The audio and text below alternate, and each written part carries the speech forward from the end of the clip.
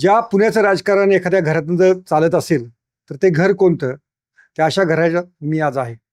आणि ते घर आहे दिवंगत आमदार विनायक निमन यांचं, ज्यांना सगळे आबा म्हणून ओळखायचे.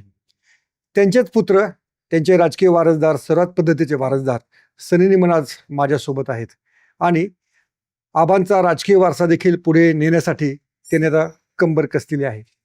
आणि ही सगळी राजकीय वाटचाल, त्यांचे अनेक मोठ्या नेत्याशी असलेले संबंध, स्वतः ऑस्ट्रेलियातनं शिकून आलेला एक युवक पुढे राजकारणात काय करणार आहे, याची सगळी ओळख या मुलाखतीमध्ये आपण करून घेणार आहोत.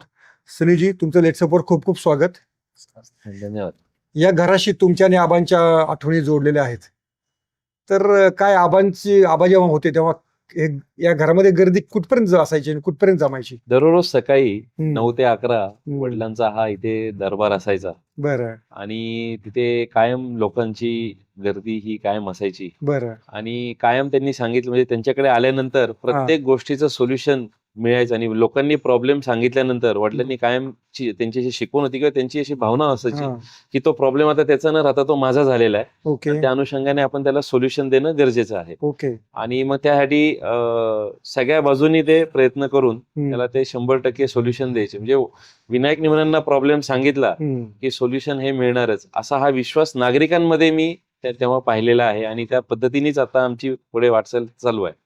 पण जेव्हा दुसऱ्याची समस्या, आपली समस्या आपण आपल्या डोक्यावर घेतो, तेव्हा असं वाटतं का रे की जी झंझट डोक्याला घेतली? नाही, उद्योग व्यवसाय करत असताना किंवा समाजामध्ये वावरत असताना कायम त्यांची शिकवण अशीच होती की आपण समाजाला काहीतरी देणं लागतो. हम्म. आणि समाज आहे म्हणूनच आपण आहोत, ही बरं. त्यांची भावना होती. आणि तीच भावना आम्ही आता इथून पुढे देखील ती जोपासत आहोत. हम्म. आणि सांगायला उलट आवडेल की विनायक निमनांकडे आलं आणि प्रॉब्लेम सॉल्व्ह झाला, हे असं म्हणणारे भरपूर नागरिक आजही भेटतात. आजही भेटतात. पण याच्यामध्ये तुम्ही ऑस्ट्रेलियाला गेलेला होता, तिथे शिक्षण घेतलं.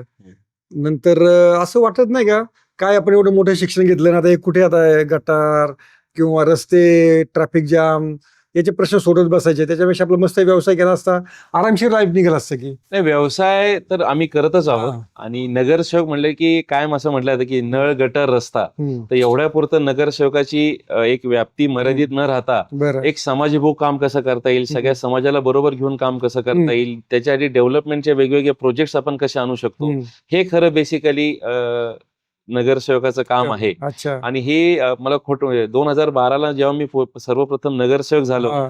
तेव्हा वडिलांनी मला काही गिफ्ट दिलं असेल तर ते बीपीएमसीचं बुक दिलं होतं की बरं. हे तू आयुध वाच, हे वाच आणि ह्यातून तुला कळेल की आपण कशा पद्धतीने नागरिकांचे प्रश्न सभागृहामध्ये असतील, जीबी मध्ये असतील, कशा पद्धतीने उचलले पाहिजे, कशा पद्धतीने मांडले पाहिजे आणि त्याला सोल्युशन कसं द्यायला हवं. ओके. हे त्यासाठी त्यांनी सर्वप्रथम मला काय दिलं असेल, बीपीएमसी ऍक्ट आणि ह्याची पुस्तक त्यांनी मला तेव्हा दिलेलं होतं. बरं.